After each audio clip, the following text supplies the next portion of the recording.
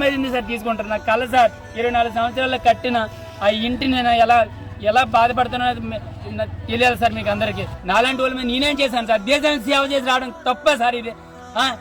పవన్ కళ్యాణ్ గారు deputy chief minister, అక్కడ మాట్లాడడం కాదు న్యాయం కోసం.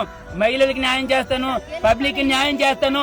నేను ఇలాంటి మాటలన్నీ విని ప్రజలు నీకు, ఆంధ్రప్రదేశ్ ప్రజలందరూ నీకు ఓటేశారు. న్యాయం జరగాల, గవర్నమెంట్ న్యాయం చెయ్యాల.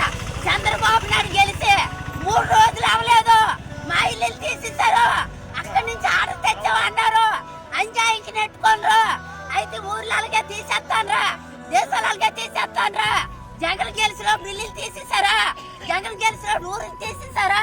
జగన్ గెలిచినప్పుడు ఆడవాళ్ళు అన్యాయం చేశారా? ఎందుకు ఈ ప్రభుత్వం వచ్చి మమ్మల్ని తీసేయడానికి?